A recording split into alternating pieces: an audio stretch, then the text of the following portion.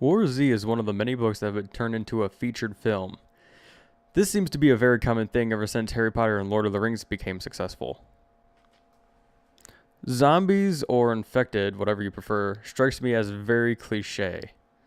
On top of this, the trailer never told me any part of the movie, which I liked for once. All you know after watching the trailer is that it's a zombie movie with Brad Pitt in it, and a lot of action. At first glance, I thought it was a pass, but World War Z does a lot more pros than cons. I tend to look on the negative side a bit and seem to tear things apart a lot, so I'm just going to go ahead and start out with all the bad stuff that I saw in the movie.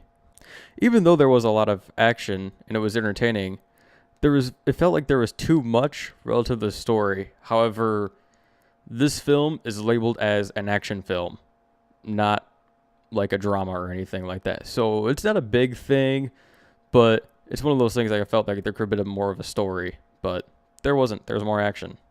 The second thing that I noticed was that some people would disappear and then reappear.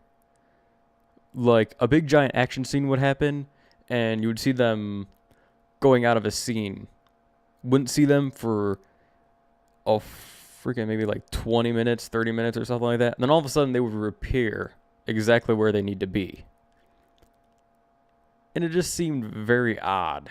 Now, for the next couple of things, you might want to cover your ears because these parts are kind of spoilery. I don't know if you guys really care that much, but these are two things that really contribute to how I rate the movie. So, yeah, I'm just going to go ahead and just put it up right up there on my video, right there. Spoiler warning. Brad Pitt's character, a Mary fucking Sue. Now, what is a Mary Sue? Well, a Mary Sue is a character in a story, any story really, that is extremely perfect in every way. And this pretty much sums up Brad Pitt's character. I mean, there could have been a lot more done with him. There could have been a lot more flaws. There could have been a lot better things they'd done with him. And I understand he's supposed to be badass and tough and all this shit, but when you make him be able to do things that seem like 1 in a billion shots over a span of 50 times. Oh, one more bad thing.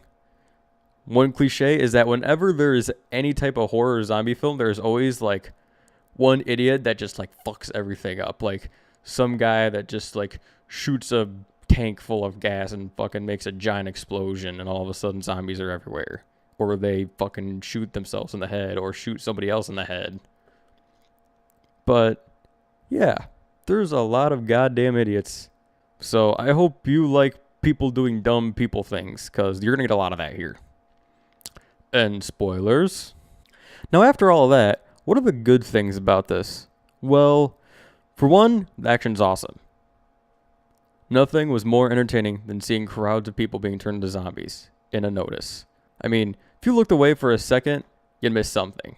That included both the story and the action. If you did not pay attention, then you're going to miss something. But at the same time, if you forgot something really important that seemed passable, there's flashbacks in this. They'll flash back to points where little tiny things you would like oversee usually that go back to that. So you can still enjoy the film without trying to have to remember every word that everyone said. Second of all, Brad Pitt fits his character well. Usually this is something I wouldn't commend, but if anyone else was put in this role, it wouldn't have the same effect. It wouldn't feel the same. The third is the ending. I'm not going to spoil it or anything. All I'm going to say is that the ending leaves you with a sense of closure while it's opening up for a sequel. And I do not see a lot of things do that nowadays. Like, usually if there's a sequel that is going to come out 100% and they know for a fact, they will leave this giant ass cliffhanger that you are going to have to mumble over about and get pissed off about for the next, I don't know, maybe 3 or 4 months, depending how fast they make movies now. With all the bad I found, it was still entertaining. And it entertained me, which is rare. I rarely do get entertained by movies. Very rarely do I sit down and say, I was entertained. Like, I can say if it's good or bad, but very rarely do I get entertained myself. For once, I was actually surprised. I was like, wow, that's pretty fucking cool. This is actually a sequel that I look forward to.